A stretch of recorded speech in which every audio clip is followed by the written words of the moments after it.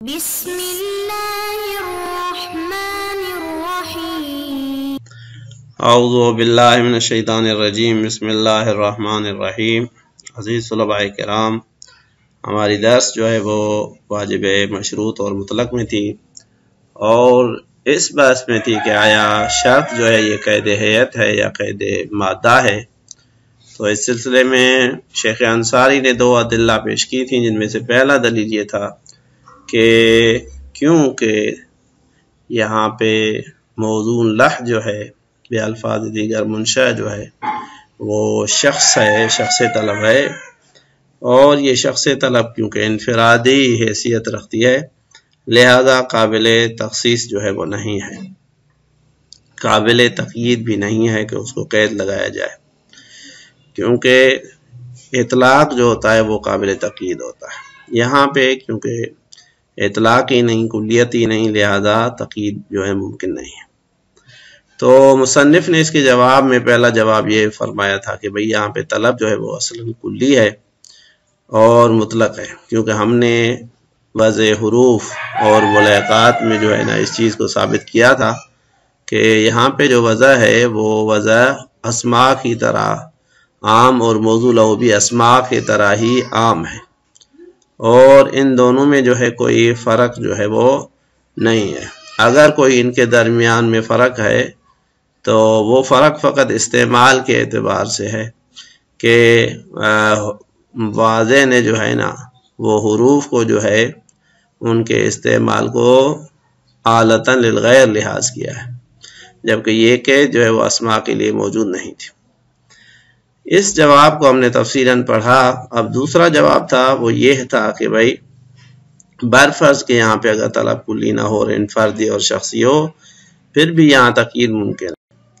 وہ جو آپ کہہ رہے تھے تقیید محال ہے وہ یہ ہے کہ جب پہلے بغیر قید کے انشاء ہو فرد تو اس میں تقیید لگانا جو ہے ممکن نہیں ہوتی، لیکن اگر شروع سے ہی اس فرد کو مقید انشاء کیا جائے، جیسے ہم نے کہا تھا کہ بھئی تنگ منہ والا کنواں بناؤ، تو یہ محال نہیں ہے۔ اب اس دوسری شرط کے عبارت کو جو ہے وہ ہم نے نہیں پڑھا تھا، لہذا اس کی طرف جب ہم غور کرتے ہیں تو مصنف فرماتے ہیں ما انہو لو سلم انہو فرد، کہ اگر فرض کیا جائے کہ یہاں پہ جو منشا ہے، جو لفظ سے انشاء ہوا ہے وہ کلی نہیں ہے، اور آپ کے قول کو مانے کہ یہاں پہ بھی جو ہے نا وہ معنی حروف جو ہے وہ بے الفاظ دیگر شخصی اور فردی ہے، اگرچہ وضع جو ہے ان کی عام ہے لیکن موضوع اللہ فرد ہے، تو اس صورت میں بھی ہم کہتے ہیں کہ اگر فرض کیا جائے کہ ان کی معنی یا منشا جو ہے وہ فرد ہے پھر بھی ہم کہتے ہیں تقیید جو ہے وہ محال نہیں ہے۔ فَإِنَّمَا يُمْنَعُ عَنِ التَّقْيِيدِ لَوْ أُنْشِئَ أَوَّلًا غَيْرَ مُقَيَّدٍ، کہ اس صورت میں آپ جو کہہ رہے تھے تقیید منع ہے یا محال ہے، یہ تقیید سے منع جو ہے اس صورت میں ہے کہ جب ان کو شروع سے ہی غیر مقید جو ہے نا وہ انشاء کیا جائے،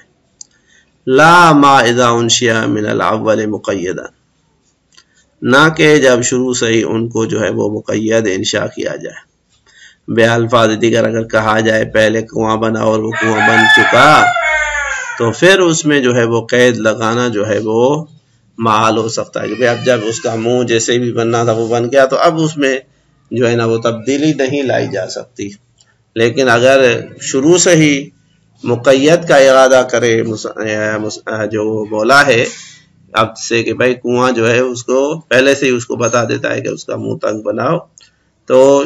اس صورت میں انشاء مقید جب ہوگی تو ولو ان کے وہ فرد کے ضمن میں ہو پھر بھی جو ہے وہ محال نہیں ہوگی۔ غایت الامر کا دل علیہ بالدالین، البتہ یہ ہے زیادہ سے زیادہ فرق یہ ہوگا کہ اس کی جو مقید کے اوپر جو دلالت ہے وہ دو ادلہ کے ذریعے سے ہوگی، بے الفاظ دیگر دو جو ہے نا اس کے اوپر دال ہوں گے۔ مثال کے طور پہ وہ جو شخص طلب ہے اس کے اوپر ایک لفظ دلالت کرے گا اور اس کے قید کے اوپر دوسرا لفظ جو ہے نا وہ دلالت کرے گا۔ وَهُوَ غَيْرُ إِنْشَاءِ أَوَّلًا ثُمَّ تَقْيِيدِ ثَانِيًا، البتہ یہ دو دال کے ذریعے سے انشاء امر کرنا اس کے علاوہ ہے کہ انسان پہلے ایک امر کرے پھر اس کے وہ تقید لگائے. تو بس جو محال تھا وہ یہ تھا کہ انسان پہلے انشاء امر کرے پھر اس کو تقید لگائے، کہ اس صورت میں آپ کا اشکال لازم آتا. لیکن اگر شروع سے ہی انشاء مقید جو ہے وہ اس کو انجام دے تو کوئی مسئلہ نہیں ہے. ففہم، یہاں تک جو ہے وہ اس دلیل کو مصنف نے اچھی طرح سے جو ہے واضح کیا. اب سوال یہ ہے، کہتے ہیں اگر آپ کی بات کو مانا جائے کہ بھائی یہاں پہ جو چیز ارادہ کی گئی ہے وہ یہ ہے کہ بھائی ابھی جو ہے نا ہم نے اس کو معلق جو ہے نا انشاء کیا ہے، تو ایک اشکال جو ہے وہ یہاں سے لازم آتا ہے کہ بھائی انشاء اور منشاء کے درمیان میں جو ہے نا وہ فرق آ جائے. اشکال کو ہم نے اس طرح سے بیان کیا کہ اگر انشاء طلب جو ہے وہ حالی اور خود طلب استقبالی ہو تو اس صورت میں انشاء اور منشاء کے درمیان میں تفکیک لازم آتی ہے. تو اس اشکال کو آپ کس طرح سے حل کریں گے؟ لہذا کہتے ہیں فَإِن قُلْتَ، اگر تم کہو اور اشکال کرو کہ یلزم تفکیک الانشاء من المنشاء حیث لا طلب قبل حصول الشرط، کہ اگر قبل حصول شرط کوئی طلب نہ ہو تو اس صورت میں لازم آتا ہے کہ انشاء اور منشاء کے درمیان میں جو ہے وہ تفکیک لازم ہے. تو آپ اس کا کیا جواب دیں گے؟ مصنف فرماتے ہیں کہ بھائی یہاں پہ قید کی حیت کی طرف رجوع کرنے سے انشاء اور منشاء کی تفکیک لازم نہیں آتی، بلکہ اس کے برعکس اگر جو ہے یہ قید شرط جو ہے یہ قید مادہ ہو تو اس صورت میں تفکیک انشاء و منشاء لازم آئے گی. کیونکہ طلب آزاد اور مطلق ہو تو انشاء اور منشاء کا ایک ہونا لازم آتا ہے اور تفکیک بھی محال ہے. لیکن اگر برفرض یہ ہے کہ مولا کی طلب جو ہے وہ مطلق نہ ہو، آزاد نہ ہو، اور وہ معلق ہو کسی خاص شرط پر، مولا مثال کے طور پہ ہم سے مطلق طلب نہیں چاہتا، مثال کے طور پہ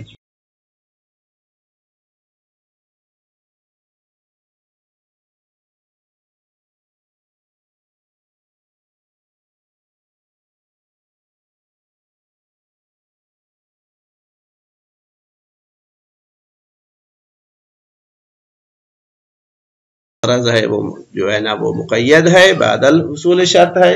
اور جو ہم جس کو طرح کر رہے ہیں وہ قبل حصول شرط. لہذا فرماتے ہیں کہ اگر برفرض طلب شرط پر معلق انشاء ہو یا انشاء پہ معلق ہوئی ہو تو قبل المجیء اکرام اصلا منشاء مولا ہی نہیں ہے.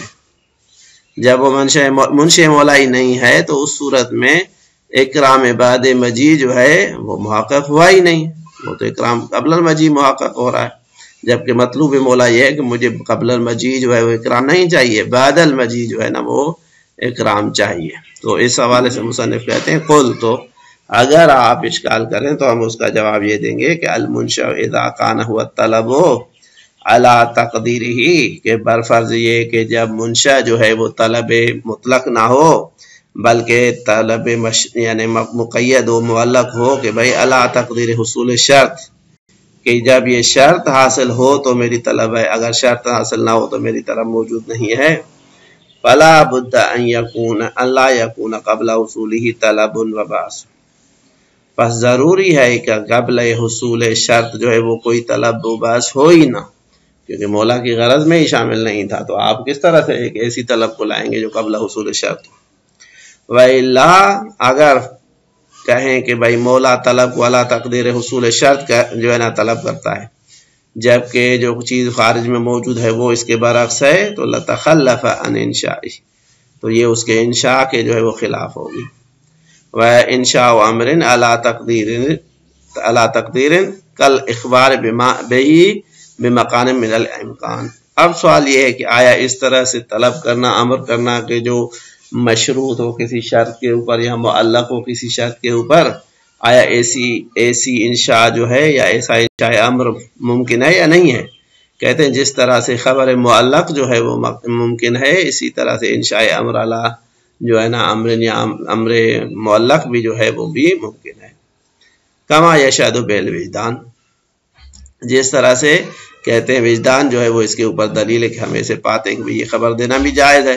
تو ایسے ہی انشاء امر بھی جو ہے نا وہ بھی جائز ہے.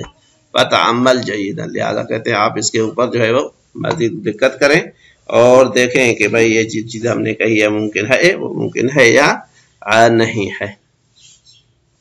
اس کے بعد جو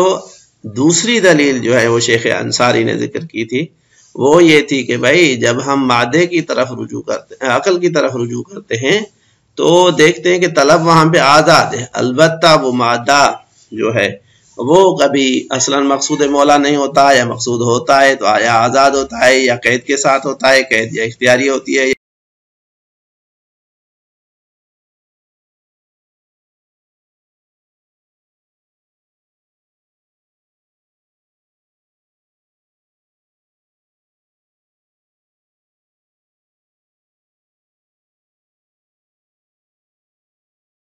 خود احکام میں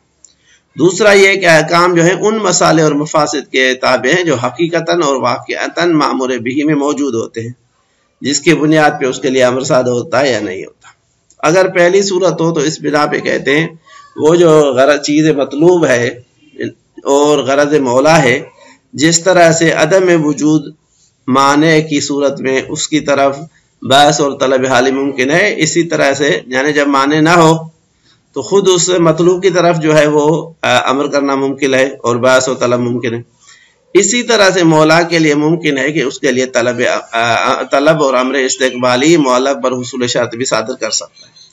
البتہ وہ اس صورت میں ہوگی کہ جب ہم کہیں کہ وہاں کوئی معنی موجود ہو۔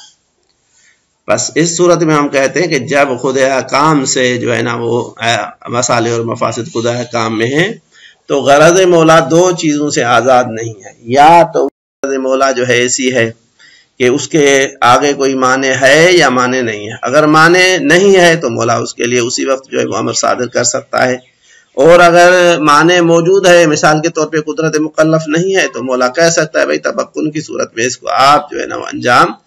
دیں تو یہ درست ہوگا۔ لہذا پہلے اس حد تک اس جواب کو جو ہے نا وہ پڑھتے ہیں، اس کے بعد جو ہے نا بس بے الفاظ دیگر ان تمام صورتوں میں جو طلب ہے وہ طلب مقید آ سکتی ہے۔ آپ جو کہتے تھے کہ طلب یہاں پہ آزاد ہوگی اور مقید نہیں آ سکتی، وہ چیز جو ہے وہ غلط ثابت ہوتی ہے۔ لہذا فرماتے ہیں اما حدیث و لزوم رجوع شرط الی المادۃ لبن، یہ جو آپ نے کہا کہ عقلا لازم ہے کہ شرط جو ہے وہ مادے کی طرف رجوع کرے، ففی ہے، اس میں اشکال ہے۔ اب یہ اشکال جو ہے وہ ھذا بناء علی تبعیۃ الاحکام لمصالح فی غایۃ الوضوح، تو یہ پہلی مبنا کی طرف اشارہ ہے۔ بھئی یہ یہاں سے لے کے ان الشیء سے لے کے بالمجی تک جو بھی جواب ہے، یہ اس بنا پہ ہے کہ علی تبعیۃ الاحکام، کہ احکام جو ہے وہ تابع ہیں لمصالح، ان مصالح کے فیہا جو خود ان احکام میں پائے جاتے ہیں۔ تو اس بنیاد پہ اس رجوع شرط الی المادۃ لبن کا جو جواب ہے وہ فی غایۃ الوضوح ہے۔ کس طرح سے کہتے ہیں وہ یوں ہے کہ ان الشیء اذا توجہ الیہ، کہ ایک چیز جس کی طرف مولا جو ہے وہ متوجہ ہو، کان موافقا لغرض بحسب ما فیہ من مصلحۃ لغرض بحسب ما فیہ من المصلحۃ او غیرہا، اور وہ چیز جو ہے مطابقت رکھتی ہو، موافقت رکھتی ہو مولا کی غرض سے،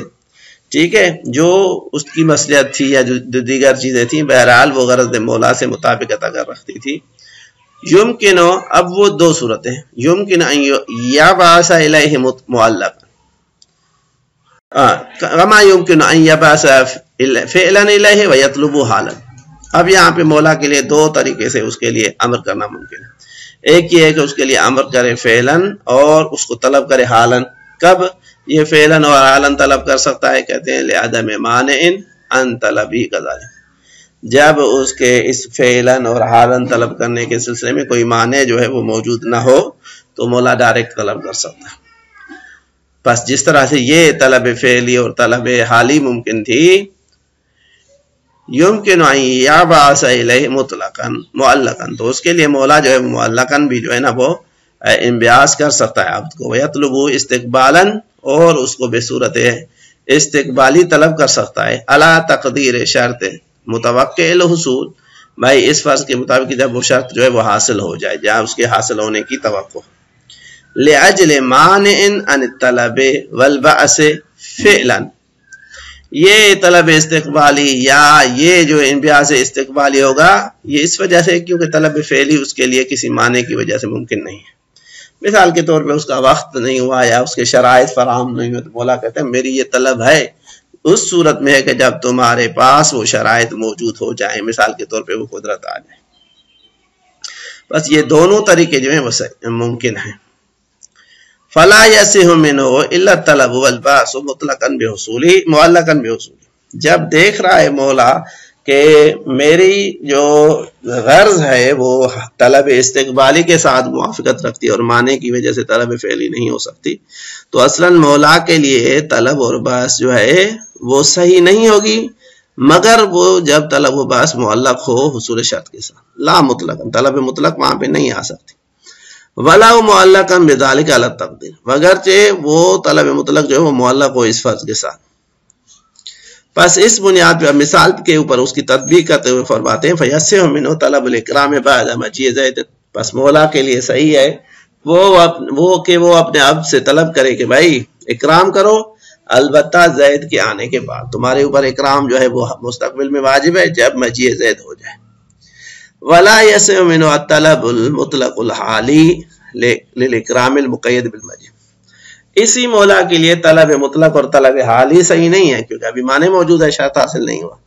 وہ کہے کہ بھئی تمہارے کو اکرام مقید بالمجیء جو ہے وہ لازم ہے، یہ طلب حالی ابھی مولا کے لیے صحیح نہیں ہے. تو اس صورت میں پتہ چلتا ہے کہ جو قید لگتی ہے وہ طلب کے ساتھ ہے نہ کہ مادے کے ساتھ.